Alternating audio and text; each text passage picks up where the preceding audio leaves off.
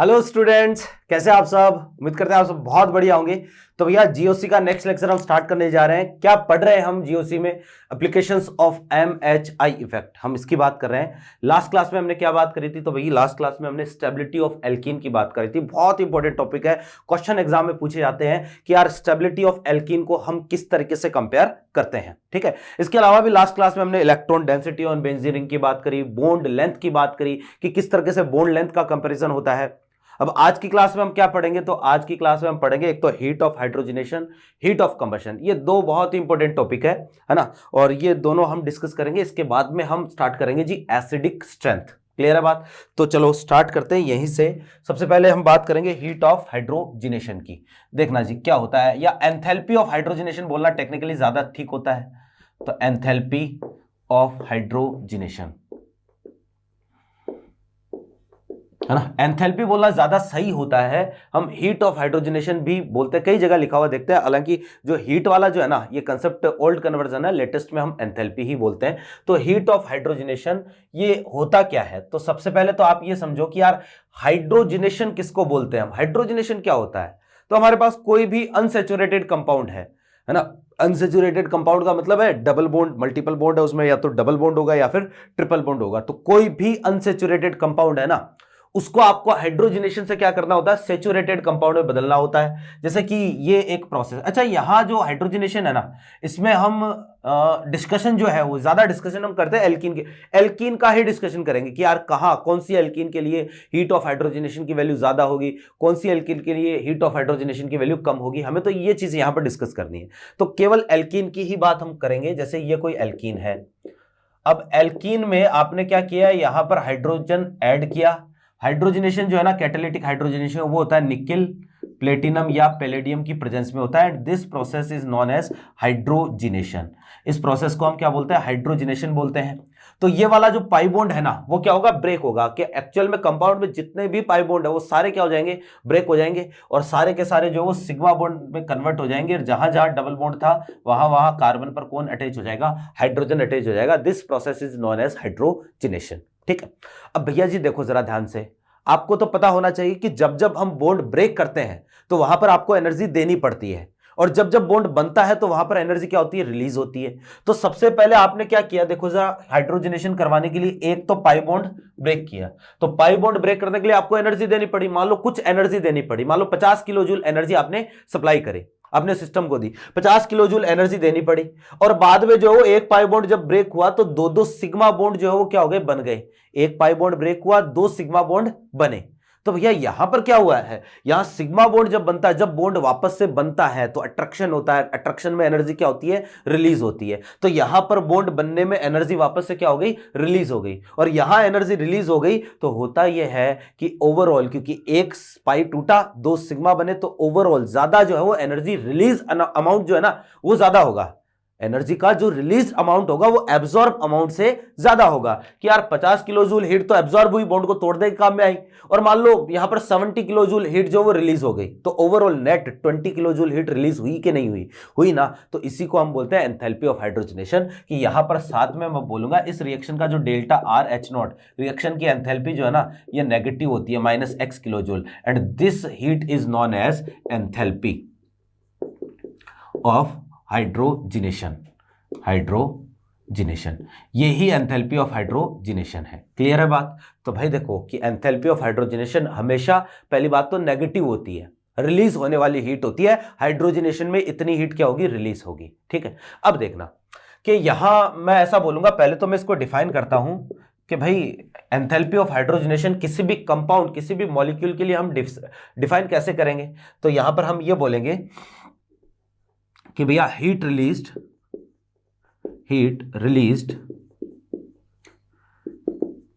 in hydrogenation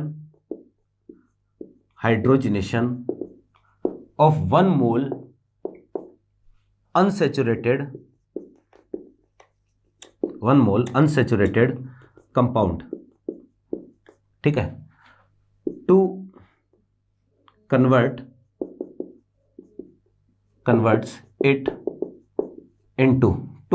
it into saturated compound, to converts it into saturated compound. तो इसको जो saturated में बदलने के लिए 1 मोल होना चाहिए और कंप्लीट हाइड्रोजनेशन यानी उसको सैचुरेटेड में बदल दो। तो जितनी भी हीट रिलीज होगी है ना इज नॉन एज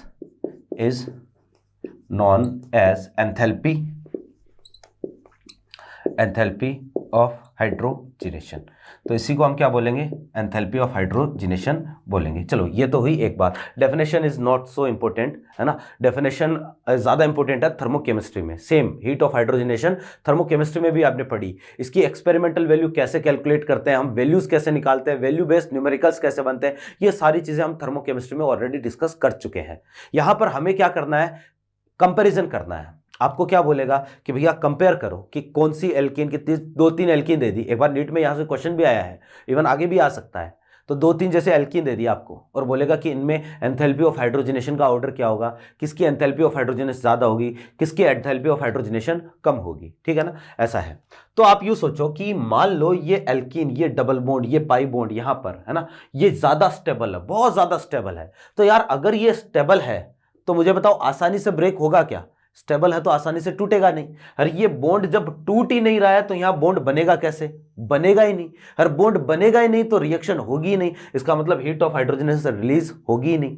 कहने का मतलब ये जितना ज्यादा स्टेबल होगा ना हाइड्रोजनेशन उतना ही मुश्किल हो जाएगा, और मुश्किल होगा तो बॉन्ड का टूटना और बॉन्ड का बनना दोनों ही केस क्या हो जाएंगे, मुश्किल हो जाएंगे। तो वहां रिलीज हीट भी उतनी ही क्या होगी, कम होगी। कहने का मतलब स्टेबिलिटी ऑफ एल्कीन जो है वो अगर ज्यादा होगी तो हम बोलेंगे हीट ऑफ हाइड्रोजनेशन वहां पर उतनी क्या होगी, कम होगी, उतना ही कम अमाउंट हीट का क्या होगा, रिलीज होगा। तो यहां दोनों में अगर आपको क्या करना हो, कंपैरिजन करना हो कि यार स्टेबिलिटी और दूसरा HOH हीट ऑफ हाइड्रोजनेशन या एंथैल्पी ऑफ हाइड्रोजनेशन में क्या रिलेशन होगा, तो कैसा रिलेशन आएगा, दोनों का इनवर्सली प्रोपोर्शनल का रिलेशन आएगा। तो यहां पर मैं ये बोलूंगा कि जो enthalpy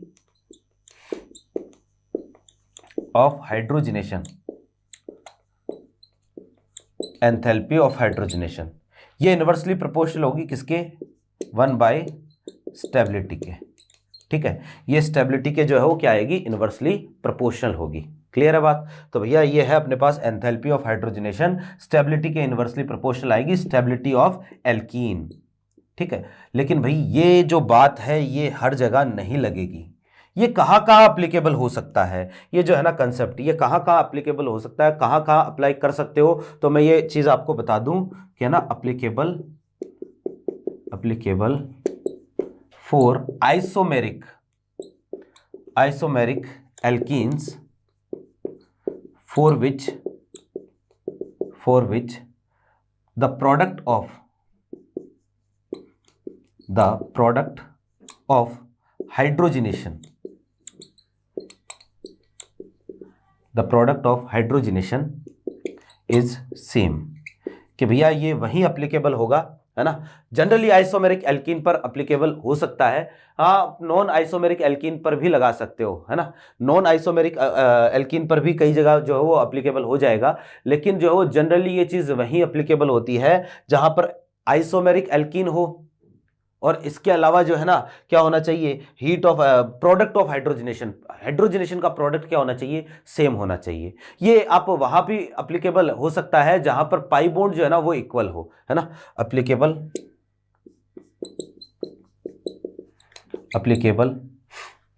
if number of pi bonds are equal. ठीक है कि भाई ये तब लगेगा जब पाई बॉन्ड क्या होंगे, इक्वल होंगे, बराबर होंगे। अगर मान लो पाई बॉन्ड बराबर नहीं है, बहुत इंपॉर्टेंट केस है, ध्यान रखना भैया है ना, यहां से जो है वो हम अभी इस पर क्वेश्चन एग्जांपल वगैरह देखेंगे। अगर मान लो नंबर ऑफ पाई बॉन्ड जो है वो इक्वल नहीं है तो आपको क्या करना है, तो यहां लिख रहा हूं देखो जरा कि if number of pi bonds are different. ठीक है कि भाई नंबर ऑफ पाई बॉन्ड क्या है, डिफरेंट है, अलग अलग है। पाई बॉन्ड मान लो अलग अलग आ गए कि एक में 2 है, एक में 1 है, एक में 3 है, ऐसे करके है ना।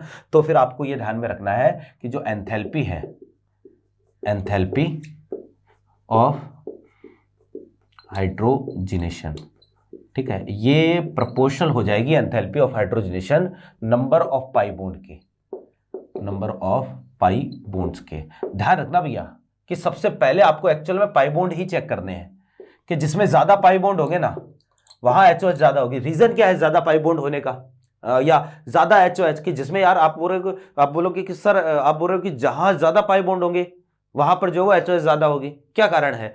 तो कारण ये है कि भैया बात ऐसी है कि जितने ज्यादा पाई बॉन्ड होंगे ब्रेक होने वाले बॉन्ड उतने ही ज्यादा होंगे, उतने ज्यादा पाई बॉन्ड ब्रेक होंगे, और जितने ज्यादा पाई बॉन्ड ब्रेक होंगे फिर वापस से बनने वाले सिग्मा बॉन्ड भी उतने ही ज्यादा होंगे।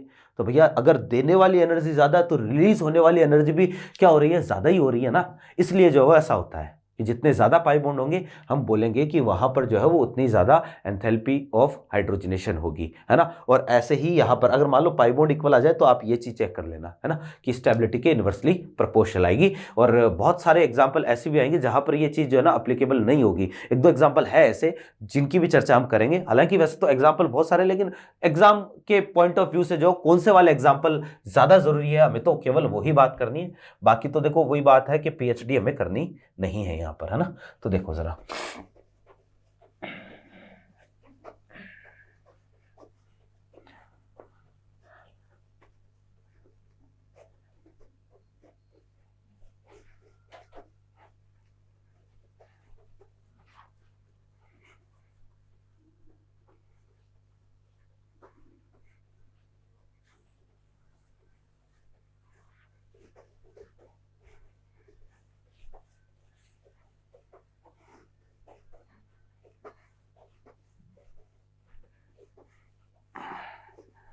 हाँ जी,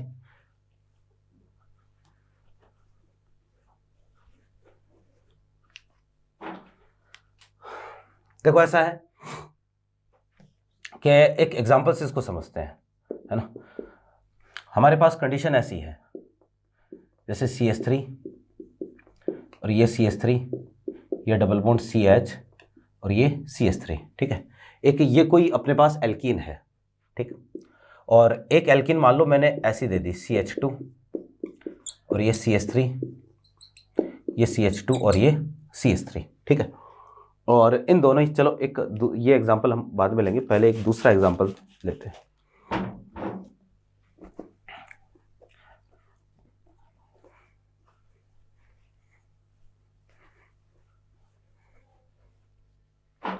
हाँ जी, जैसे CH2 डबल बॉन्ड CH और CH2 CH3, एक तो ये एग्जांपल है, एक ये है CH3 CH double bond CH और ये CH3, ये दो एल्कीन है। अब आपको बोल दिया कि कहाँ हीट ऑफ हाइड्रोजनेशन ज़्यादा है, तो पहले तो एक काम करते हैं, इनका हाइड्रोजनेशन हम करवाते हैं और फिर चेक करते हैं कि जो कंडीशन अभी हमने देखी थी क्या वो कंडीशन यहाँ पर अप्लीकेबल है या नहीं है। तो देखो जी, इसका हाइड्रोजनेशन करवाऊंगा ये H2 के साथ, ठीक है। तो ये बॉन्ड ब्रेक किया और यहाँ पर बनेगा CH3 CH2 CH2 और ये है CH3।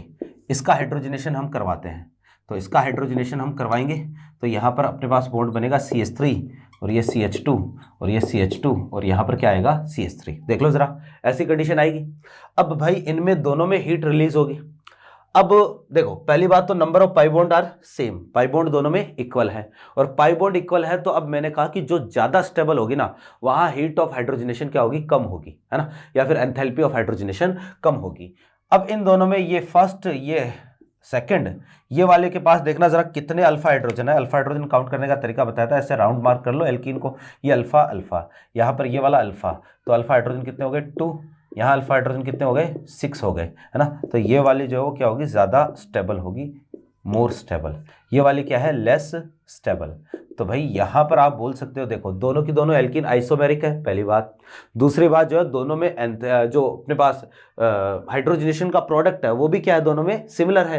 तो आइसोमेरिक है, हाइड्रोजनेशन का प्रोडक्ट भी सिमिलर है, तो आप कंसेप्ट लगा सकते हो कि जो स्टेबिलिटी होगी HOH उसके इनवर्सली प्रोपोर्शनल आएगा। तो यहाँ पर HOH इनवर्सली प्रोपोर्शनल है। हम ये बोलेंगे कि भाई HOH हीट ऑफ हाइड्रोजनेशन कहाँ ज़्यादा होगा, जहाँ स्टेबिलिटी ज़्यादा होगी वहाँ HOH कम होगी। तो फर्स्ट में जो HOH की वैल्यू सेकंड से क्या आएगी, ज़्यादा आएगी।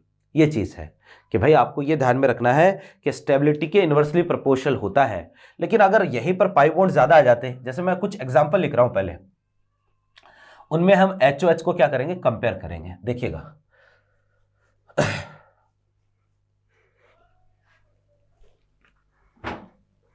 जैसे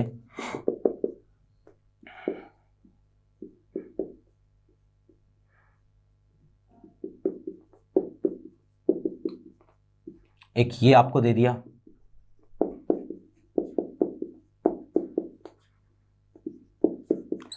एक ये आपको दे दिया कंपाउंड, है ना,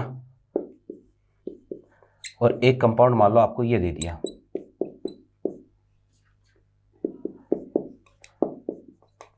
ठीक है, ठीक है, ये आपको 2-3 कंपाउंड दे दिए और एक और कंपाउंड ले लेते हैं मान लो। ठीक है, CH2 double bond CH, CH2 CH2 CH double bond CH2। ठीक है, ये आपको 4 कंपाउंड दे दिए। अब इनमें आपको HOH का ऑर्डर पूछा है, देखना जरा क्या करेंगे। सबसे पहला काम आपको चेक करना पाई बॉन्ड, कि जिसमें ज़्यादा पाई बॉन्ड होंगे वहाँ HOH सबसे ज़्यादा होगी। तो पाई बॉन्ड इसमें कितने, नंबर ऑफ पाई बॉन्ड 2, इसमें पाई बॉन्ड कितने आ गए 1, इसमें आ गए 3 और इसमें पाई बॉन्ड आ गए 2। तो जो HOH का ऑर्डर है ना, ये रहेगा भैया सबसे ज़्यादा तो थर्ड में, क्योंकि 3 पाई बॉन्ड है। अब बच गए भैया यहाँ 2 पाई बॉन्ड, यहाँ पर भी 2 पाई बॉन्ड, पाई बॉन्ड कितने 2-2, पाई बॉन्ड बराबर आ गए। तो अब अच्छा, इनका सबका हाइड्रोजनेशन का प्रोडक्ट क्या है, सेम है। ठीक है, तो यहाँ पर जो 2-2 पाई बॉन्ड आ गए। अब 2-2 पाई बॉन्ड आ गए तो चेक करो स्टेबिलिटी, है ना, ये दोनों की दोनों देखो जरा आइसोमेरिक है, और दोनों आइसोमेरिक है तो स्टेबिलिटी के इनवर्सली प्रोपोर्शनल होगी HOH। यहाँ पर डबल सिंगल डबल, ये कॉन्जुगेटेड डाइईन है। पिछली क्लास में मैंने बताया था कि जो है वो अपने पास पॉलीइन्स 3 तरीके की, क्यूमुलेटेड, जैसे कि ये क्यूमुलेटेड है, लगातार अगर डबल बॉन्ड होते हैं तो क्यूमुलेटेड। फिर आता है अपने पास कॉन्जुगेटेड, कि अल्टरनेट ऑर्डर में डबल बॉन्ड होते हैं तो कॉन्जुगेटेड। और फिर हमारे पास आता है आइसोलेटेड, तो ये आइसोलेटेड लेस स्टेबल होती है, कॉन्जुगेटेड ज़्यादा स्टेबल होती है। तो अब कौन सा आएगा, फोर्थ आएगा, है ना, क्योंकि ये कम स्टेबल है, कम स्टेबल के लिए HOH ज़्यादा। फिर कौन सा आएगा इसके बाद में, सेकंड। और सबसे लास्ट में कौन सा आ जाएगा, सबसे लास्ट में इसमें तो भैया एक ही पाई बॉन्ड है, तो कौन सा आएगा, फर्स्ट आएगा। This is the order of HOH। Clear है बात, है ना। जैसे भैया जी आपको ये दे दिया, एक ये दे दिया, एक ये दे दिया, और मान लो एक जो है वो कोई और इस तरह के कंपाउंड दे दिया आपको। ठीक है, एक ये दे दिया। ठीक है, अब इन तीनों में अगर हम कंपैरिजन करें कि किसके लिए HOH ज़्यादा होगा, किसके लिए कम होगा, तो आप ये देखो ज़रा कि यहाँ पर जो है ना अपने पास एक ही पाई बॉन्ड है, यहाँ 2 पाई बॉन्ड है, यहाँ 3 पाई बॉन्ड है। तो HOH का ऑर्डर क्या रहेगा, सबसे ज़्यादा HOH थर्ड में, फिर आएगा सेकंड में, फिर आएगा किसमें, फर्स्ट में। ठीक है, यहाँ पर अगर ये कॉन्जुगेटेड हो जाए, है ना, जैसे मान लो यहाँ तो कॉन्जुगेशन में नहीं है, लेकिन यहाँ ये दोनों अगर कॉन्जुगेशन में आ जाए तो थोड़ा सा गड़बड़ हो जाता है मामला। अभी कहा ना कि हर जगह अप्लीकेबल नहीं होता है, तो वो एक एक्सेप्शनल केस है, उसकी बात अभी हम लास्ट में करेंगे। ठीक है, फिर देखो कि जैसे आपको कोई एग्जाम्पल है ना, HOH के लिए हम HOH को कंपेयर कर रहे हैं। एक नीट में पूछा गया जो है वो हम देखते हैं, नीट में एक क्वेश्चन आया एक बार, आपको वही HOH को क्या करना था, कंपेयर करना था। और क्वेश्चन कुछ इस तरीके का था, ये CH3 है, एक यहाँ CH3 है, एक यहाँ CH3 है, एक तो ये कंडीशन है, एक ये कंडीशन है। ठीक है, कि ये जो है वो अपने पास डबल बॉन्ड CH2, और यहाँ जो है वो अपने पास आ गया CH3, और एक CH3 यहाँ आ गया। ठीक है, और एक ये वाली कंडीशन है अपने पास कि double bond CH2 double bond CH2 और ये डबल बॉन्ड CH2, है ना। ये हमारे पास 3 केस है और आपको HOH का ऑर्डर पूछा है। अब HOH कैसे चेक करें, पहली बात तो ये तीनों की तीनों आइसोमेरिक है, तीनों की तीनों आइसोमेरिक है। फिर इनमें देखो कि अगर आप हाइड्रोजनेशन करवाओगे तो ये तीनों पाई बॉन्ड क्या हो जाएंगे, ब्रेक हो जाएंगे, और ये तीनों पाई बॉन्ड भी ब्रेक। ये मतलब जो एक तरीके से अपने पास हाइड्रोजनेशन का प्रोडक्ट है ना, वो भी कैसा है, वो भी सेम है, और हाइड्रोजनेशन का प्रोडक्ट सेम है। तो यहाँ पर जो है वो हम क्या करेंगे भैया जी, स्टेबिलिटी वाइज कंपेयर करेंगे। यहाँ पर देखो डबल सिंगल कॉन्जुगेशन है, यहाँ डबल सिंगल डबल, यहाँ पर भी कॉन्जुगेशन है, लेकिन यहाँ पर ये वाली ज़्यादा स्टेबल है। क्यों, एरोमेटिक है ना, तो ये मोर स्टेबल है। स्टेबिलिटी अगर आप इन तीनों में कंपेयर करोगे तो सबसे ज़्यादा स्टेबिलिटी किसकी, फर्स्ट की, फिर आएगी सेकंड की, फिर सबसे कम स्टेबल कौन सी आएगी, थर्ड आएगी। क्यों आएगी ये सबसे कम स्टेबल, इसमें रेजोनेंस नहीं है, कॉन्जुगेशन नहीं है, इसलिए ये लेस स्टेबल है। तो यहाँ पर जो है वो अपने पास HOH का ऑर्डर क्या रहेगा, तो HOH का ऑर्डर ये रहेगा भैया, सबसे कम तो फर्स्ट, फिर सेकंड, सबसे ज़्यादा HOH किस में रहेगी, थर्ड में रहेगी। This is the order of enthalpy of hydrogenation. Clear है बात। फिर देखो ज़रा कि भाई एक तो हमारे पास एल्कीन है CH2 डबल बॉन्ड CH2, एक है हमारे पास CH3 CH double bond CH2। ठीक है, एक है हमारे पास CH3, ये CH डबल बॉन्ड CH और ये CH3, ये तीसरा है। एक एल्कीन है CH3 CH और ये CH3, और यहाँ पर हमारे पास आ जाएगा CH और ये CH3, एक है जी ये एल्कीन। अब इनमें आपको जो है वो क्या करना है, स्टेबिलिटी ऑर्डर बताना है, ठीक है, स्टेबिलिटी ऑर्डर बताना है। अब पाई बॉन्ड क्या है, सब में सेम है ना, पाई बॉन्ड सेम है तो हम इन्वर्सली प्रोपोर्शनल वाला स्टेबिलिटी वाला रिलेशन लगा सकते हैं। स्टेबिलिटी वाला रिलेशन कब कब लगा सकते हैं, एक तो हम आइसोमेरिक एल्कीन के लिए लगा सकते हैं जिनके लिए हीट ऑफ हाइड्रोजनेशन या हाइड्रोजनेशन प्रोडक्ट सेम हो, ठीक है, तो उन पर लगा सकते हैं। हम तब भी लगा सकते हैं जब पाई बॉन्ड सेम हो, तब भी हम लगा सकते हैं। पाई बॉन्ड इक्वल नहीं है तो जो है वो फिर हमें जो वो नंबर ऑफ पाई बॉन्ड के प्रोपोर्शनल हो जाएगा। तो इनमें पाई बॉन्ड सब में सेम है। तो अगर यहाँ पर आप इन सब में स्टेबिलिटी ऑर्डर कंपेयर करोगे ना, तो यहाँ स्टेबिलिटी क्या आएगी, स्टेबिलिटी मुझे बताओ सबसे ज़्यादा स्टेबल तो कौन सा हो जाएगा, फिफ्थ हो जाएगा। क्यों, क्योंकि भैया यहाँ पर अल्फा हाइड्रोजन सबसे ज़्यादा है। कितने अल्फा हाइड्रोजन है, 12 अल्फा हाइड्रोजन है, फिर 4 हो जाएगा, फिर थर्ड हो जाएगा, फिर सेकंड हो जाएगा, फिर फर्स्ट हो जाएगा। ये अगर स्टेबिलिटी ऑर्डर है तो HOH का ऑर्डर क्या रहेगा, इसका अपोजिट हो जाएगा, 5 4 3 2 और फिर कौन सा हो जाएगा 1, है ना। ये हमारे पास HOH का ऑर्डर रहेगा। और देखो जरा एक दो एग्जांपल की और बात करते हैं हम, इसको मिटा रहा हूं।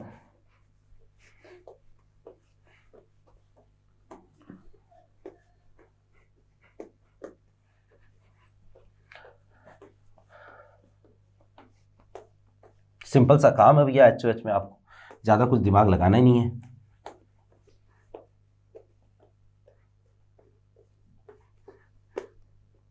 हाँ जी, देखो कि भाई करना क्या है, एग्जाम्पल है अपने पास ये वाला, एक तो ये हो गया, एक ये हो गया, एक ये हो गया। HOH कंपेयर करो इनमें, देखें है ना। एक एग्जाम्पल और देखते हैं, एक ये हो गया, एक ये हो गया और एक ये हो गया, ठीक है। चेक करो, देखें इन तीनों में चेक करेंगे तो आप देखो पाई बॉन्ड तीनों में क्या है, इक्वल है, सेम है। तो पाई बॉन्ड अगर सेम है तो हम स्टेबिलिटी के इन्वर्सली प्रोपोर्शनल करते हैं। तो यहाँ पर चेक करो कितने अल्फा हाइड्रोजन है, ये अल्फा हो गया और ये अल्फा हो गया, अल्फा हाइड्रोजन कितने हो गए 3। यहाँ पर चेक करते हैं, ये अल्फा हो गया, ये अल्फा हो गया और ये भी अल्फा हो गया, तो 3 2 5 और 2 7, 7 अल्फा हाइड्रोजन है। यहाँ चेक करो, ये अल्फा है, ये अल्फा है, तो इसके पास अल्फा हाइड्रोजन कितने हो गए, 4 हो गए। क्लियर है बात। यहाँ पर देखो कि ये अल्फा हो गया, अल्फा हो गया, अल्फा अल्फा, तो अल्फा हाइड्रोजन कितने हो गए, 3 3 6 4 10, 10 अल्फा हाइड्रोजन। यहाँ पर चेक करो अल्फा और अल्फा, अल्फा हाइड्रोजन कितने हो गए 4। यहाँ चेक करो ये अल्फा और ये अल्फा, अल्फा हाइड्रोजन कितने हो गए 3 हो गए, ठीक है ना। तो इन तीनों में स्टेबिलिटी सबसे ज़्यादा किसकी है, सबसे ज़्यादा स्टेबल है दूसरा वाला। तो अगर आप स्टेबिलिटी ऑर्डर देखोगे ना तो सेकंड सबसे ज़्यादा स्टेबल है, सेकंड के बाद में कौन सा होगा, फर्स्ट वाला हो जाएगा, फर्स्ट, और फिर कौन सा होगा, थर्ड वाला। ये हमारे पास स्टेबिलिटी ऑर्डर आएगा। क्लियर है। फिर यहाँ पर देखो जरा, स्टेबिलिटी ऑर्डर ये तो HOH का ऑर्डर क्या हो जाएगा, इन्वर्सली हो जाएगा कि सेकंड में HOH सबसे कम, फिर फर्स्ट में थोड़ी ज़्यादा और थर्ड में सबसे ज़्यादा, ये ऑर्डर होगा। यहाँ चेक करो कि भाई अगर आप स्टेबिलिटी देखोगे तो स्टेबिलिटी तो सबसे ज़्यादा कहाँ पर मिल रही है आपको, स्टेबिलिटी सबसे ज़्यादा आपको मिल रही है फर्स्ट में, फिर इसके बाद में कहाँ मिल रही है, सेकंड में, फिर थर्ड में। तो HOH का ऑर्डर, हीट ऑफ हाइड्रोजनेशन का ऑर्डर क्या रहेगा, थर्ड में सबसे ज़्यादा होगा, फिर सेकंड में, फिर कहाँ होगा, फर्स्ट में होगा। क्लियर है बात। ये हमारे पास कंडीशन है किसकी, HOH की, है ना। अब देखो कि एक दो अपने पास अलग एग्जाम्पल है, एक्सेप्शनल एग्जाम्पल है, हम उनमें बात करते हैं।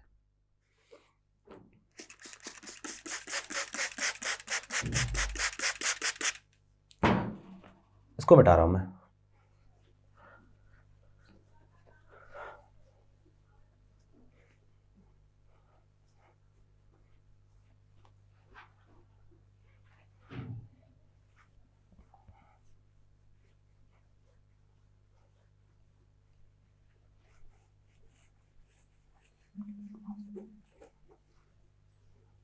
हाँ जी, देखो कि भाई कंडीशन ऐसी है, एक एग्जाम्पल है अपने पास, एक तो है अपने पास साइक्लोहेक्सीन, ठीक है, ये साइक्लोहेक्सीन है। एक है अपने पास साइक्लोहेक्सा 1,3 डाइईन, ठीक है, ये है। और एक एग्जाम्पल है हमारे पास बेंजीन का। तो HOH क्या होना चाहिए, HOH OH heat of hydrogenation का ऑर्डर क्या होना चाहिए, एक्सपेक्टेड क्या है? तो एक्सपेक्टेड, ठीक है, तो एक्सपेक्टेड ऑर्डर जो है वो ये है, तीसरा फिर दूसरा फिर पहला, कि यार ऐसा होना चाहिए HOH कि थर्ड में जो है यहाँ पर पाई बॉन्ड सबसे ज़्यादा है, यहाँ पाई बॉन्ड थोड़े कम हो गए, एक पाई बॉन्ड कम हो गया, यहाँ एक और कम हो गया, तो HOH सबसे ज़्यादा कहाँ होना चाहिए? थर्ड में होना चाहिए, ऐसा हम सोचते हैं। लेकिन भैया ये ऑर्डर इसका नहीं होगा। इसका जो HOH का ऑर्डर है ना एक्सपेरिमेंटल, ये ऑर्डर जो है वो ये आता है, सबसे ज़्यादा HOH होता है सेकंड का, फिर थर्ड का, फिर फर्स्ट का, ये ऑर्डर आता है कि यहाँ पर पाई बॉन्ड कम है लेकिन फिर भी HOH इसकी ज़्यादा है। रीज़न इसका ये है कि यार बेंजीन की जो रेजोनेंस एनर्जी है ना वो बहुत ज़्यादा होती है ना। देखो यहाँ पर जो है वो एक पाई बॉन्ड तोड़ना है, तो मान लो एक पाई बॉन्ड तोड़ने के लिए जो आपने 100 किलो जूल एनर्जी दी, दो पाई बॉन्ड तोड़ने के लिए कितनी एनर्जी देनी पड़ेगी? तो 200 देनी पड़ेगी। लेकिन अब इस कंपाउंड में रेजोनेंस हो गया, तो रेजोनेंस की वजह से मॉलिक्यूल कुछ एक्स्ट्रा स्टेबल हो चुका है, तो आपको जो 200 से थोड़ी ज्यादा एनर्जी देनी पड़ेगी। ऐसे यहां 3 पाई बॉन्ड के लिए 300 एनर्जी देनी पड़ेगी, 300 किलो जूल देनी पड़नी चाहिए, लेकिन इसमें और ज्यादा रेजोनेंस है, तो इसकी वजह से जो है वो इसको 300 से बहुत ज्यादा एनर्जी देनी पड़ेगी, तब जाके पहले बॉन्ड ब्रेक होगा, इसके बाद में एनर्जी जो है क्या होगी? रिलीज होगी, है ना। तो होता यह है कि बेंजीन की रेजोनेंस एनर्जी बहुत ज्यादा होती है, अप्रोक्सीमेटली 152 किलो जूल के आसपास होती है। डेटा याद रखने की आपको आवश्यकता नहीं है। तो due to high resonance energy of benzene, the heat of hydrogenation of this compound will be more than benzene. Clear है बात? तो यहां पर होता यह है कि रेजोनेंस एनर्जी ज्यादा है तो तोड़ने के लिए ज्यादा एनर्जी देनी पड़ती है रिलीज होने के कंपैरिजन में, इसलिए यहां हीट ऑफ हाइड्रोजनेशन कम हो जाती है, यहां ज्यादा हो जाती है। ठीक है, फिर ये क्योंकि अलग एग्जांपल है तो ध्यान रखना पड़ेगा भैया। एक और देखो, यहां हमारे पास कंडीशन ऐसी है कि एक तो हमारे पास है भैया जी ये वाला कंपाउंड है ना CH3, और ये CH3 है, ये डबल बॉन्ड CH2 आइसोब्यूटीन। एक है जी ट्रांस टू ब्यूटीन, यह है ट्रांस टू ब्यूटीन, और एक हम ले लेते हैं सिस टू ब्यूटीन, तो यह है सिस टू ब्यूटीन। ठीक है, यह है सिस टू ब्यूटीन। तो अगर आप इन तीनों में स्टेबिलिटी ऑर्डर चेक करोगे, स्टेबिलिटी, तो स्टेबिलिटी क्या रहती है? स्टेबिलिटी जो है सबसे ज्यादा किसकी होगी? पहली बात तो इन सब में अल्फा हाइड्रोजन क्या है? बराबर है।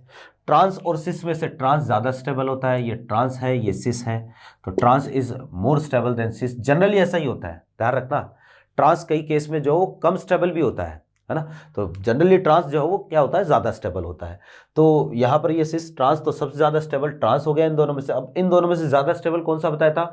लास्ट क्लास में ही हमने इस पर डिस्कशन किया था। इन दोनों में से ज्यादा स्टेबल होता है कौन सा? आइसोब्यूटीन। क्यों होता है? क्योंकि भैया यहाँ पर एक कार्बन पर हाइपर कॉन्जुगेशन चलता है, जिससे डोनर इफेक्ट, एक कार्बन पर डोनर इफेक्ट ज्यादा है, तो स्टेबिलिटी ओवरऑल ज्यादा होती है।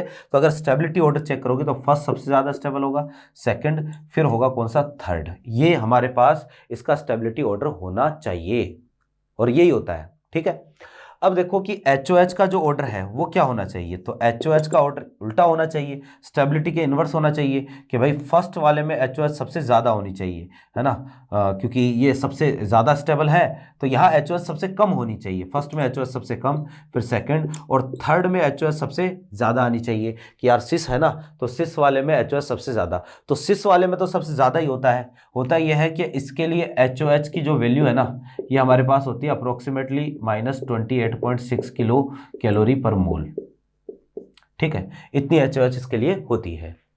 हाँ जी, फिर जो है वो अगर आप इसको ट्रांस को देखोगे तो यहाँ HOH जो है ना, ये होता है -27.46 होता है, अप्रोक्सीमेटली 6 होता है किलो कैलोरी पर मोल। ठीक है, और इसको आप देखोगे तो इसका HOH जो है ना, ये होता है -28.4 किलो कैलोरी पर मोल। ये देखो, तो रिलीज अमाउंट, माइनस तो किसको? रिलीज अमाउंट को इंडिकेट कर रहा है। हम यहाँ मैग्नीट्यूड कंपेयर कर रहे हैं ना, तो यहाँ पर HOH का जो एक्चुअल ऑर्डर है ना, सबसे ज्यादा तो सिस का हो गया, फिर जो इसके बाद में कौन सा है? इसके बाद में है पहला, और फिर जो कौन सा आता है? सेकंड आता है। ट्रांस का जो है HOH कम होता है। ठीक है, ये हमारे पास ये आपको स्पेशल ऑर्डर है जो कि याद रखना है। कई बार जो हो सकता है पूछ ले, क्योंकि एक्सेप्शनल चीज़ें हैं तो एग्जाम में जो ट्रेंड को फॉलो नहीं करती है, जिसमें आपके क्वेश्चन गलत होने की संभावना सबसे ज़्यादा है, इस तरह की चीज़ें जो है वो जनरली एग्जाम में पूछ ली जाती है। तो this is all about heat of hydrogenation. I hope आपको सारी चीज़ें जो अच्छे से क्लियर हुई होगी। बाकी तो आपको इस पर क्या करनी है, ज़्यादा से ज़्यादा प्रैक्टिस करनी है।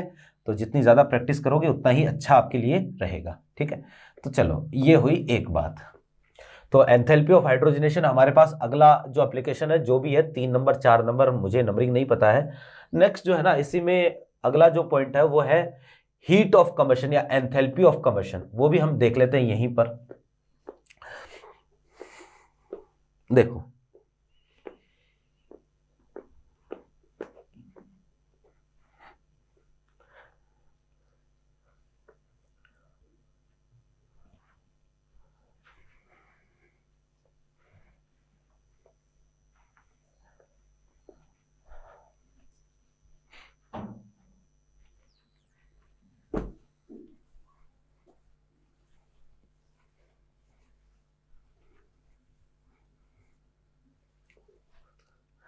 हाँ जी भाई, ऐसा है। नेक्स्ट एप्लीकेशन इज जो अपने पास है वो है enthalpy of combustion.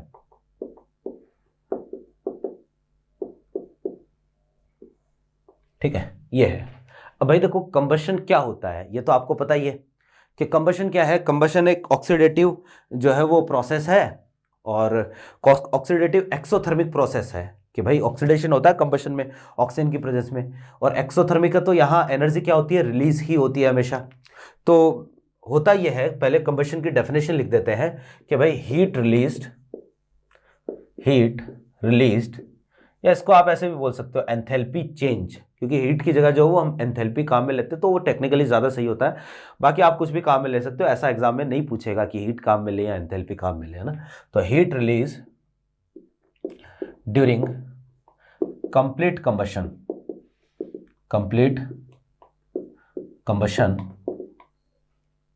Of 1 mole of any substance, ठीक है, इन प्रेजेंस ऑफ ऑक्सीजन। कि भाई कंबशन होगा तो वैसे तो ऑक्सीजन की प्रेजेंस में ही होता है, तो इसमें तो कुछ जो हो लिखने वाली बात भी नहीं है। तो heat release during complete combustion of 1 mole of any substance in presence of oxygen is known as heat of combustion. तो पहली बात तो ये है कि कंबशन जो है वो एक एक्सोथर्मिक प्रोसेस है। यहाँ से हीट हमेशा क्या होगी, रिलीज ही होगी, एक्सोथर्मिक प्रोसेस हो गया। चलो ठीक है कि HOH की तरह ये भी रिलीज हीट है। फिर आपको ये ध्यान में रखना है भाई, देखो कि कंबशन में हमेशा क्या बनता है, CO2 और वाटर बनता है। जैसे हम यहाँ पर ऑर्गेनिक पढ़ रहे हैं तो हम तो जनरली हाइड्रोकार्बन की कंबशन की बात करेंगे, या जो भी ऑर्गेनिक कंपाउंड है उनके कंबशन की बात करेंगे। तो ऑर्गेनिक कंपाउंड में क्या है, कार्बन हाइड्रोजन तो होगा ही होगा, तो उनके जलने से CO2 और वाटर बनेगा। तो सबसे पहला पॉइंट यही है कि जो हीट ऑफ कंबशन है ना, हीट ऑफ कंबशन ये डायरेक्टली प्रोपोर्शनल होगा जी नंबर ऑफ कार्बन एटम्स। ठीक है, ये डायरेक्टली प्रोपोर्शनल होगा कि कार्बन एटम्स की मतलब जितने ज्यादा कार्बन होंगे ना, हीट ऑफ कंबशन उतनी क्या होगी, ज्यादा होगी। क्लियर है बात। चलो ठीक है, फिर अगर मान लो कार्बन एटम सेम आ जाए, ठीक है, तो if number of carbon atoms are same या इक्वल, ठीक है, तो आपको ये ध्यान में रखना है जो हीट ऑफ कंबशन है ये स्टेबिलिटी के इन्वर्सली प्रोपोर्शनल होगी।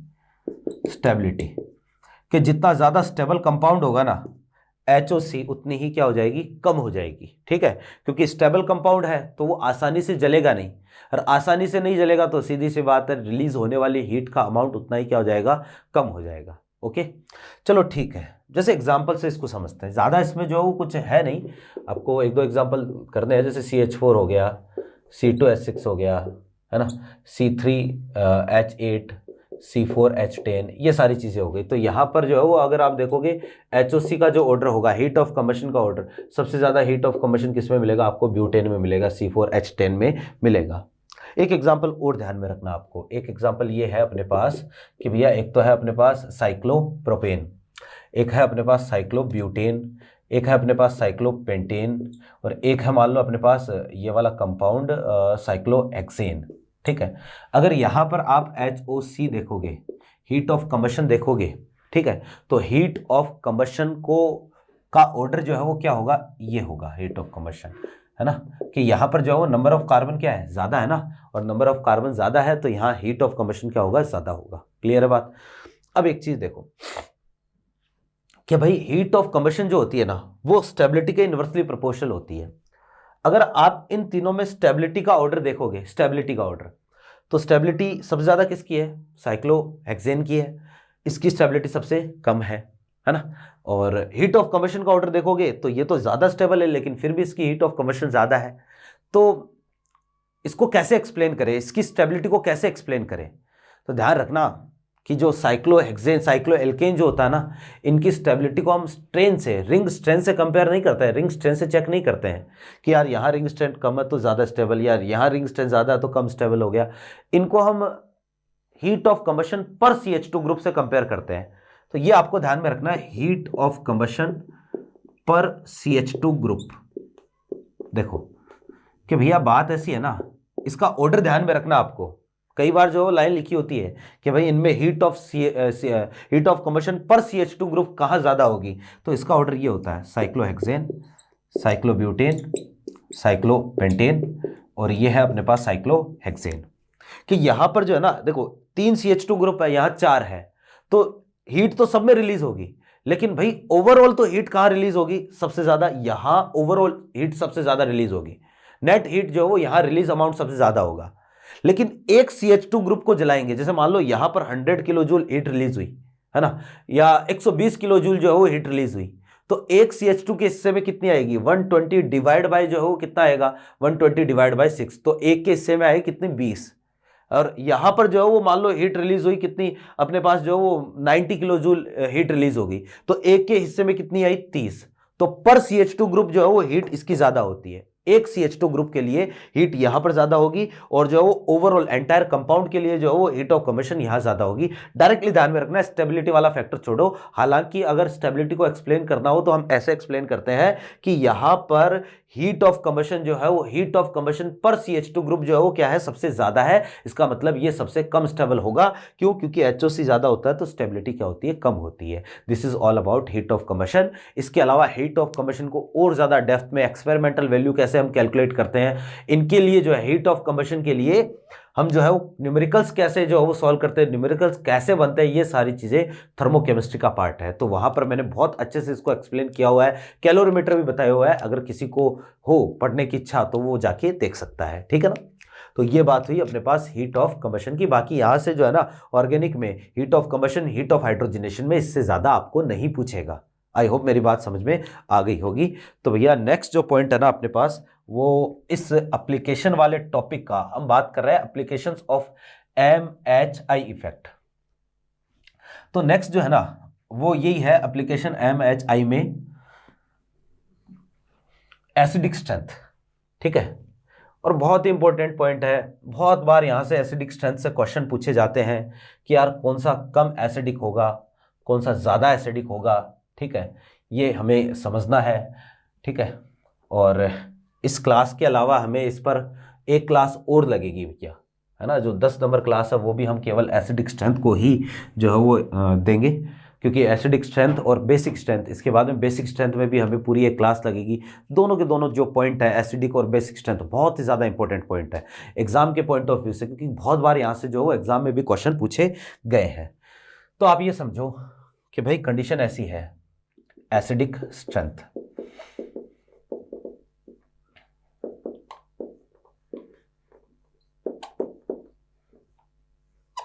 देखो कि मुझे बताओ पहले तो कि एसिड क्या होते हैं, किनको बोलते हैं एसिड, कि यार ऐसे सब्सटेंस जो कि H+ रिलीज करते हैं, आपने ये डेफिनेशन पढ़ी होगी जनरली, है ना, कि जो H+ रिलीज करते हैं उनको एसिड बोलते हैं। अब जो पानी में H+ रिलीज करेंगे वो तो आर्सेनियस एसिड होंगे, और जो किसी भी सॉल्वेंट में H+ रिलीज कर सकते हैं वो ब्रोंस्टेंट एसिड होंगे। या फिर एसिड को हम ऐसे भी एक्सप्लेन कर सकते हैं कि जो लोन पेयर एक्सेप्ट कर सके, है ना, जो लोन पेयर ले सके, उसको भी हम उसको क्या बोलते हैं, एसिड बोलते हैं, लेकिन वो लुईस एसिड होता है। जैसे इसी साल नीट में एक क्वेश्चन था कि which shows Lewis acid behaviour, ऐसा क्वेश्चन था कि इनमें से कौन सा लुईस एसिड बिहेवियर शो करता है, और इसमें आंसर मेरे ख्याल से शायद BF3 कुछ ऐसे आंसर था, बाकी के जो वो 3 ऑप्शन जो है वो इसमें सेट नहीं हो रहे थे, तो ये वाला सबसे सुटेबल आंसर था। तो एसिडिक स्ट्रेंथ बेसिकली होती है कि या तो एसिड को आप आर्रेनियस एसिड बेस कंसेप्ट से एक्सप्लेन कर सकते हो, या ब्रोस्टेड से कर सकते हो, या लुईस से कर सकते हो। हम ऑर्गेनिक में जनरली आर्रेनियस या फिर ब्रोस्टेड काम में लेते हैं, है ना। आर्रेनियस काम में ले सकते हैं या फिर ब्रोस्टेड भी काम में ले सकते हैं। अब ज्यादातर केस में यहां पर सॉल्वेंट जो वाटर ही होता है, और वाटर जब सॉल्वेंट होता है तो वो ब्रोस्टेड एसिड भी हो जाएगा वहां, और आर्रेनियस एसिड भी हो जाएगा, दोनों हो जाएंगे, ठीक है ना। तो देखो जरा कि एसिड के लिए मैं बोल दूंगा कि भाई सब्सटेंस या species which release H plus in any solvent will be acid, और any solvent अगर लिख दिया, in any solvent लिख दिया, तो यहां पर ये क्या हो गया, ब्रोस्टेड लोरी एसिड बेस कंसेप्ट, ठीक है। तो ये एक बात हुई हमारे पास, है ना। बाकी ज़्यादा डिटेल में तो आयनिक में पढ़ोगे, यहाँ पर इतना ज़्यादा जो है डेफिनेशन को इंपॉर्टेंट नहीं है। इंपॉर्टेंट ये कि कंपैरिजन करना आपको कि यार कौन सा स्ट्रॉन्ग एसिड होगा, कौन सा वीक एसिड होगा, ये कंपैरिजन करना हमें आना चाहिए। और ये कंपैरिजन जो है ना, अब कैसे करेंगे कि यार एसिडिटी किसकी ज़्यादा होगी, या एसिडिक स्ट्रेंथ किसकी ज़्यादा होगी, किसकी कम होगी। तो पहले तो जो है आप एसिडिक स्ट्रेंथ को समझो कि एसिडिक स्ट्रेंथ है क्या। तो वही बात है कि जो H+ रिलीज करेगा वो एसिड है, तो H+ रिलीज करने की जो टेंडेंसी है ना, उसको क्या बोलेंगे, एसिडिक स्ट्रेंथ। कि जो जितनी जल्दी H+ रिलीज करेगा वो उतना ही बढ़िया, उतना ही मस्त एसिड होगा, ठीक है। तो यहां पर मैं बोलूंगा कि भैया the tendency to release H+ is known as acidic strength. तो इसको हम क्या बोलेंगे, एसिडिक स्ट्रेंथ बोलेंगे। तो अब जो जल्दी H+ रिलीज करेगा वो बढ़िया एसिड होगा, ठीक है ना। अब देखो कि कौन कौन से फैक्टर्स हैं जिनसे एसिडिक स्ट्रेंथ जो है वो अफेक्ट होती है, ये हमें सीखना है। तो अगला पॉइंट इसमें यही है कि फैक्टर्स अफेक्टिंग एसिडिक स्ट्रेंथ, ठीक है। कि यार एसिडिक स्ट्रेंथ को कौन कौन से फैक्टर्स जो है वो अफेक्ट करते हैं, ये हमें समझना है। तो यहां पर समझो सबसे पहला जो फैक्टर है ना, वो है जी बॉन्ड लेंथ, ठीक है। और बॉन्ड लेंथ जो है वो एसिडिक स्ट्रेंथ को कैसे अफेक्ट करती है, आप समझने की कोशिश करना। बॉन्ड लेंथ का जो कंसेप्ट है ना, वो आपको चेक करना है एक ही ग्रुप में, इन सेम ग्रुप, ठीक है, इन सेम ग्रुप, ठीक है, एक ही ग्रुप में। जैसे इसको हम एग्जांपल समझते हैं, डायरेक्टली एग्जांपल ले रहा हूं। यहां पर एक तो है हमारे पास HF, एक HCl, एक HBr, एक है HI, ठीक है। ये 4 एसिड हमारे पास है, और यहां पर आपको ये बताना कि एसिडिक स्ट्रेंथ का ऑर्डर क्या होगा, कि इनमें से कौन सा स्ट्रॉन्ग एसिड है, कौन सा वीक एसिड है, कौन सा सबसे आसानी से H+ देगा, कौन सा आसानी से H+ नहीं देगा। हमें तो यही चीज देखनी है यहाँ। तो आप ये समझो कि HF में सबसे पहले यहां पर ओवरलैपिंग कौन सी है, 1s 2p ओवरलैपिंग है दोनों के बीच में, यहाँ 1s 3p ओवरलैपिंग है, यहाँ 1s 4p ओवरलैपिंग है, यहाँ 1s 5p ओवरलैपिंग है। जैसे जैसे आप इधर से इधर जा रहे हो, वैसे वैसे आप देखो कि जो शेल है उसकी साइज क्या हो रही है, बढ़ रही है। और शेल की साइज अगर बढ़ेगी तो यहां पर हम बोलेंगे कि एक्सटेंट ऑफ ओवरलैपिंग क्या होगा, कम होगा। तो इधर से इधर जाने पर एक्सटेंट ऑफ ओवरलैपिंग ये लगातार क्या हो रहा है, डिक्रीज हो रहा है। और एक्सटेंट ऑफ ओवरलैपिंग डिक्रीज हो रहा है। एक तो एक्सटेंट इतना है ओवरलैपिंग का, ठीक है, एक जो थोड़ा सा कम हो गया, एक थोड़ा सा और कम हो गया, एक थोड़ा सा और कम हो गया, है ना। तो लगातार जो बॉन्ड लेंथ लगातार क्या होगी, बढ़ेगी। अगर ओवरलैपिंग कम हो रहा है, ओवरलैपिंग का अमाउंट कम है, तो वहां पर बॉन्ड लेंथ क्या होगी, इंक्रीज होगी। तो बॉन्ड लेंथ ये लगातार क्या होगी, इंक्रीज होगी। और भाई मेरे बॉन्ड लेंथ अगर इंक्रीज होगी ना, तो हम बोलेंगे कि एक तो देखो इस बॉन्ड को ब्रेक करना है, इतनी ओवरलैपिंग है, एक इस बॉन्ड को ब्रेक करना है, इतनी ओवरलैपिंग है। तो यहां इस कंडीशन में जो है ना, बॉन्ड को ब्रेक करना क्या रहेगा, आसान रहेगा। बॉन्ड जितना ज्यादा लेंथी होगा उसको तोड़ना उतना ही आसान रहता है। तो यहां पर हम बोलेंगे बॉन्ड लेंथ ज्यादा होगी तो बॉन्ड स्ट्रेंथ कम होगी। तो भैया बॉन्ड स्ट्रेंथ कम होगी, बॉन्ड आसानी से टूटेगा, तो एसिडिक स्ट्रेंथ क्या होगी, इंक्रीज होगी। एसिडिक स्ट्रेंथ इंक्रीज होगी। तो इन सब में अगर आप एसिडिक स्ट्रेंथ का ऑर्डर देखोगे, एसिडिक स्ट्रेंथ का ऑर्डर, तो यहां एसिडिक स्ट्रेंथ का ऑर्डर ये रहेगा। सबसे ज्यादा एसिडिक कौन है, HI, फिर कौन है HBr, फिर HCl, फिर कौन है HF। This is the order of acidic strength. I hope मेरी बात समझ में आ गई होगी, ठीक है ना। तो ये है भैया अपने पास कि बॉन्ड लेंथ अगर बढ़ती है तो एसिडिक स्ट्रेंथ क्या हो जाएगी, एसिडिक स्ट्रेंथ भी वैसे वैसे बढ़ेगी। HF वीक एसिड होता है, और वैसे भी आपको पता है HF में तो हाइड्रोजन बॉन्डिंग होती है, और बहुत ही स्ट्रॉन्ग हाइड्रोजन बॉन्डिंग होती है। और हाइड्रोजन बॉन्डिंग होगी तो H+ का रिलीज होना मुश्किल हो जाएगा थोड़ा सा। जिगजैग की स्ट्रक्चर होती है ना, जिगजैग स्ट्रक्चर होती है हाइड्रोजन बॉन्डिंग। केमिकल बॉन्डिंग में आपने ये चीज पढ़ी होगी। तो बॉन्ड लेंथ हमारे पास हो गया। अब जो नेक्स्ट है वो देखो जी,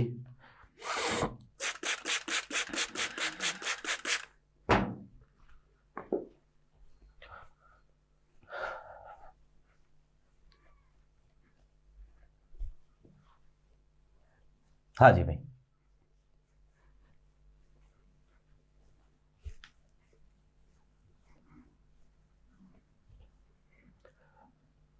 जो नेक्स्ट फैक्टर है ना इसमें वो है इलेक्ट्रोनेगेटिविटी।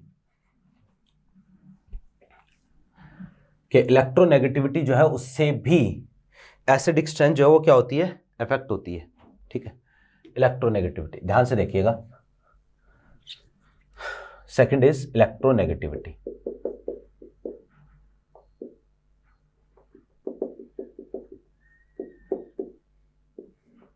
ठीक है भैया, देखो कि आपको ये पता होना चाहिए कि जो इलेक्ट्रोनेगेटिविटी है वो एसिडिक स्ट्रेंथ के प्रोपोर्शनल होती है। दोनों प्रोपोर्शनल चलते हैं।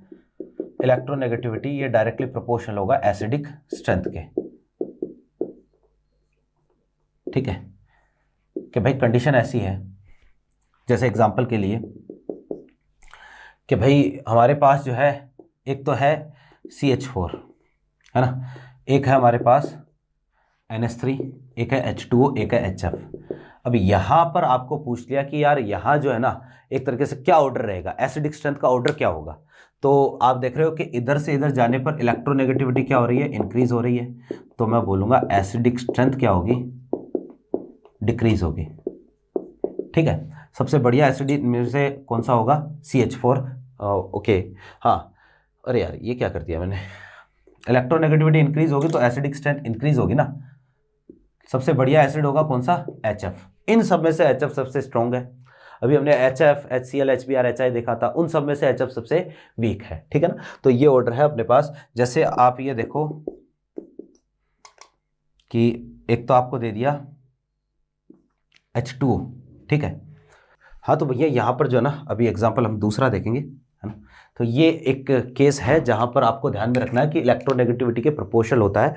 आप इसको यूँ समझ सकते हो कि जैसे एक तो हमारे पास है CH ट्रिपल बॉन्ड CH, एक है हमारे पास CH2 डबल बॉन्ड CH2, और एक है हमारे पास CH3 triple bond double single bond CH3।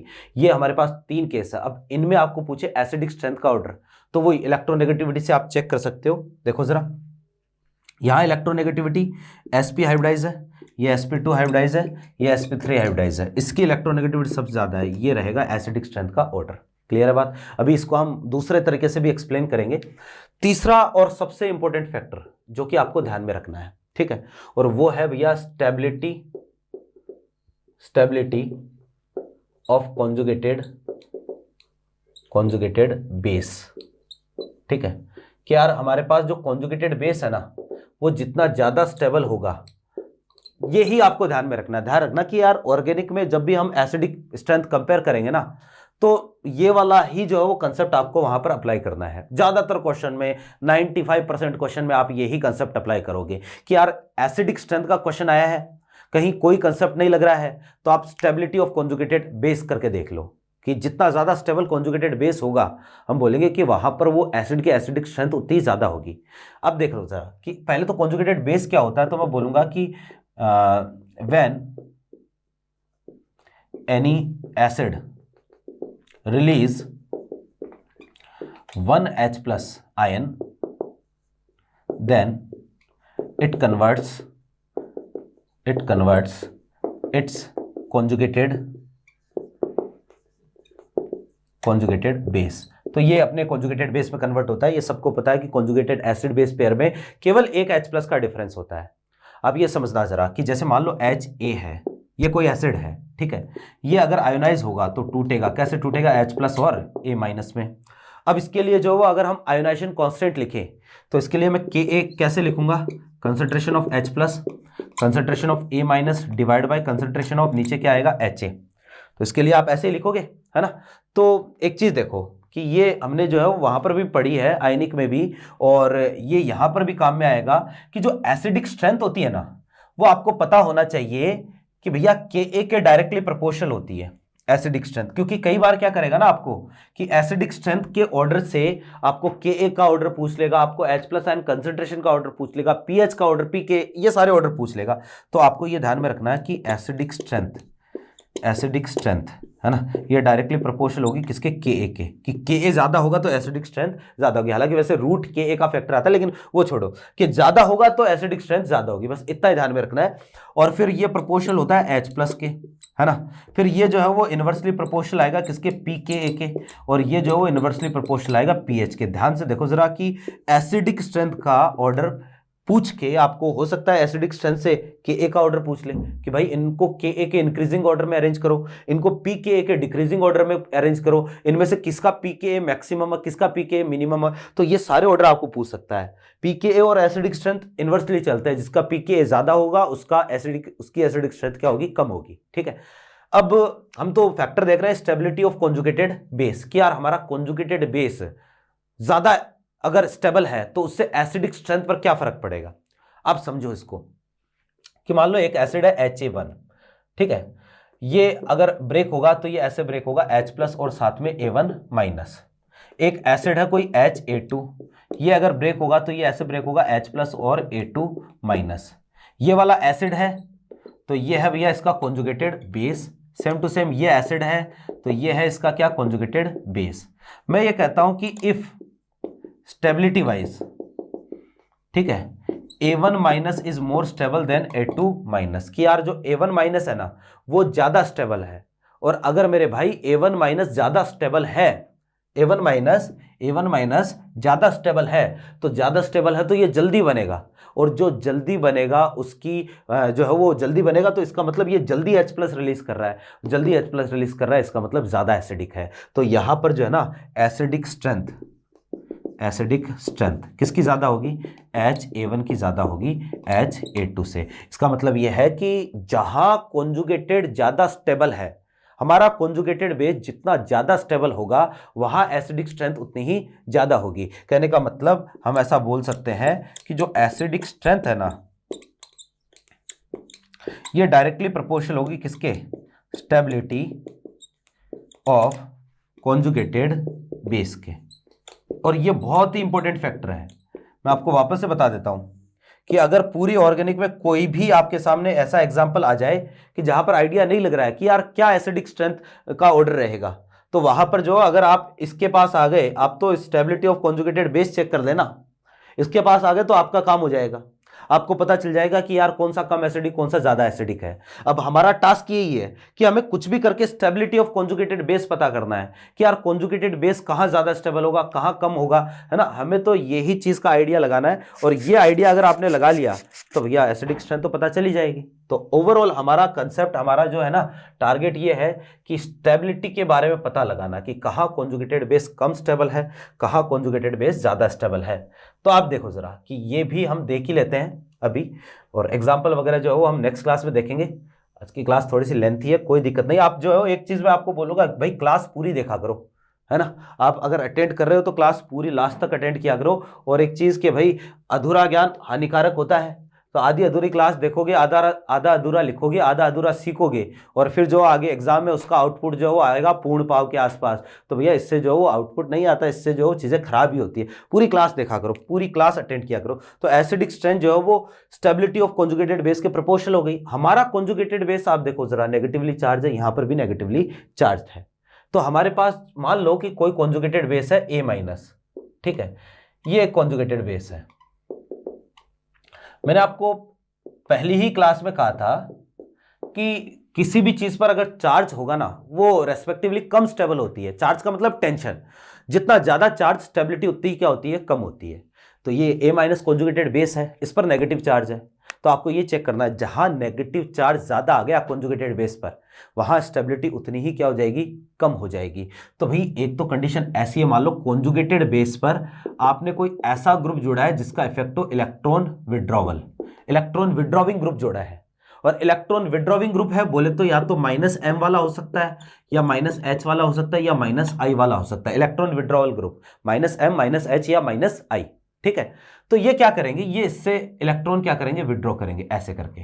और इलेक्ट्रॉन विड्रॉ करेंगे तो मुझे बताओ, ये नेगेटिव चार्ज था ना इस पर, और नेगेटिव चार्ज था तो ये परेशान था। और अब ये इन्होंने क्या किया, सबने इससे मिलकर इलेक्ट्रॉन विड्रॉ कर लिए, इलेक्ट्रॉन खींच लिए। तो इस पर चार्ज डेंसिटी, ए पर चार्ज डेंसिटी क्या होगी, कम होगी। तो मैं बोलूंगा कि भाई चार्ज डेंसिटी या electron density, electron density on conjugated base, ये क्या होगी, डिक्रीज होगी। और इलेक्ट्रॉन डेंसिटी कॉन्जुगेटेड बेस पर अगर डिक्रीज होगी तो हम बोलेंगे कि भैया इसकी स्टेबिलिटी क्या होगी, इंक्रीज होगी। और स्टेबिलिटी अगर इंक्रीज होगी तो यहां इसके रेस्पेक्ट में एसिडिक स्ट्रेंथ ये भी क्या होगी, इंक्रीज होगी। क्लियर है बात। तो ये तो हुई एक बात। फिर दूसरी बात ये है कि मान लो ये A- है और यहां पर आपने कोई इलेक्ट्रॉन डोनर ग्रुप जोड़ रखा है, इलेक्ट्रॉन डोनर ग्रुप, कि जो इसको इलेक्ट्रॉन दे रहा है। +M वाला हो सकता है, +H वाला हो सकता है, या +I वाला हो सकता है। ऐसी कंडीशन कि यार ये पहले से परेशान है, इस पर चार्ज है, पहले से परेशान है, इसको इलेक्ट्रॉन दिए दिए दिए और ज्यादा आप इसको परेशान कर रहे हो, इस पर इलेक्ट्रॉन डेंसिटी क्या कर रहे हो, बढ़ा रहे हो। तो इलेक्ट्रॉन डेंसिटी ठीक है, ऑन कॉन्जुगेटेड बेस ये क्या हो गई, इंक्रीज हो गई। और कॉन्जुगेटेड बेस पर अगर आपने इलेक्ट्रॉन डेंसिटी जो इंक्रीज कर दी तो हम बोलेंगे यहां इसकी स्टेबिलिटी क्या होगी, जितना ज्यादा चार्ज, भैया चार्ज चाहे नेगेटिव हो पॉजिटिव हो, चार्ज ज्यादा होगा तो स्टेबिलिटी हमेशा क्या होगी, कम ही होगी। तो स्टेबिलिटी इसकी कम होगी। तो इस केस में हम बोलेंगे जो एसिडिक स्ट्रेंथ होगी ना, वो क्या होगी, कम हो जाएगी, डिक्रीज हो जाएगी। क्योंकि हमें पता है कि कॉन्जुगेटेड बेस की स्टेबिलिटी और एसिडिक स्ट्रेंथ दोनों डायरेक्टली प्रोपोर्शनल होते हैं। तो आपको ओवरऑल ये चेक करना है कि कहां पर कॉन्जुगेटेड बेस पर इलेक्ट्रॉन डेंसिटी ज्यादा है, कहां कम है।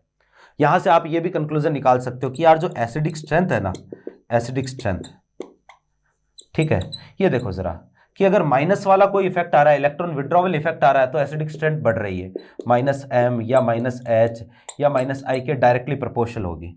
और प्लस वाला अगर कोई इफेक्ट आ रहा है, प्लस वाला जैसे +M +H +I, तो यहाँ एसिडिक स्ट्रेंथ क्या हो रही है, कम हो रही है। तो हम बोलेंगे +M या +H या फिर +I इफेक्ट होगा तो एसिडिक स्ट्रेंथ कम होगी, है ना।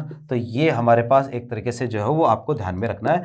बस स्टेबिलिटी जब भी कंपेयर करनी हो कॉन्जुगेटेड की, यही चीज़ें ध्यान में रखनी है। आई होप ये सारी चीज़ें आपके समझ में आई होगी अच्छे से। नहीं आई हो एक बार वीडियो रिवाइंड करें, दोबारा देखें, फिर भी नहीं आई तो दोबारा देखें, एनसीईआरटी पढ़ें, है ना। तो इतना करने की आवश्यकता नहीं होगी, बहुत ही आसान सा काम है, समझ में आई होगी, है ना। और भैया यहाँ से आगे हम नेक्स्ट क्लास में कंटिन्यू करेंगे, इसके एग्जाम्पल्स वगैरह जो है वो सारे हम नेक्स्ट क्लास में बात करेंगे, ठीक है ना। तो ये है आज की क्लास। और भैया आप सबको जो है बहुत बहुत बधाई हो, हमने जो वो एक पहला पड़ाव 1000 सब्सक्राइबर का जो है वो क्रॉस कर लिया है ना। इसके लिए आप सबको, पूरे परिवार को बहुत बहुत धन्यवाद, ठीक है ना। और भी जो उस परिवार को लगातार आप जो आगे बढ़ाते रहे, अपने फ्रेंड्स को जो सजेस्ट करते रहे, क्योंकि अपना एक ही लक्ष्य है कि भाई केमिस्ट्री की वजह से जो किसी का सिलेक्शन नहीं रुकना चाहिए, है ना।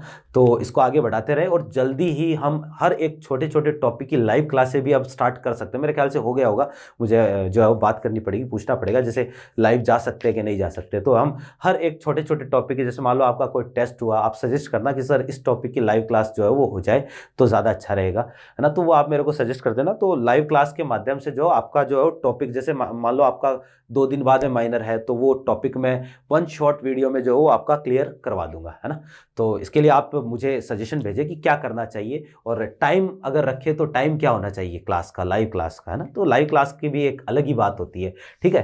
तो ये है, बाकी व्हाट्सएप और टेलीग्राम चैनल पर आप जो है वो जुड़े और इसको खूब शेयर करें वीडियो को, है ना, चैनल को खूब शेयर करें, है ना, ताकि ज़्यादा से ज़्यादा लोगों तक अपनी पहुंच हो, जल्दी से जल्दी पहुंचो। और एक चीज़ कि भाई यहाँ पर जो है ना, हो सकता है कि भाई जो ऑनलाइन बाकी जो प्लेटफॉर्म है, लोग जो है वो एंटरटेनमेंट ज़्यादा करते हैं, कंटेंट कम देते हैं, पढ़ाते कम है। भैया यहाँ तो जो है वो पढ़ाई की बात होगी, इसीलिए आप यहाँ पर आए हो, है ना। मैं यहाँ पर जो है वो आपको ऑनलाइन में कोई गाना गा के, कोई जोक सुना के, ऐसी आदत अपनी नहीं है। अपन जो है पढ़ाई पर ज़्यादा, हाँ ये भी सब करना पड़ता है, पार्ट है, लेकिन इतना ज़्यादा नहीं, है ना। जैसे हम अभी बात कर रहे हैं तो बस ये एक नॉर्मल सा है, ये पार्ट है इसका। जो क्लास एंटरटेनिंग होनी चाहिए, लेकिन अब क्लास में केवल एंटरटेनमेंट हो ऐसा भी नहीं होना चाहिए, ठीक है ना। जैसे बीच बीच में हम भी कई बार जो है वो कर देते हैं, बोलते हैं, बात भी बोलते हैं, मोटिवेट भी करते हैं, सारी चीज़ें होती है, लेकिन केवल ये सब करने से तो काम नहीं चलेगा ना, कि मैं जो है वो खाली जो है वो आऊँ और ज्ञान दूर चला जाऊँ, ऐसा नहीं होगा, है ना। तो आप जो है वो क्लासेस को शेयर करें, खूब पढ़े, खूब बढ़े, अपना स्वास्थ्य का ध्यान रखें। सर्दी बढ़ रही है, जुकाम वुकाम लग जाएगी तो थोड़ी सी गड़बड़ हो जाएगी, मेरे को लगी हुई है, समस्या आती है ना, तो पढ़ने में भी दिक्कत आती है। तो अपने स्वास्थ्य का ध्यान रखें, मस्त रहें। मिलते हैं नेक्स्ट क्लास में। Thank you.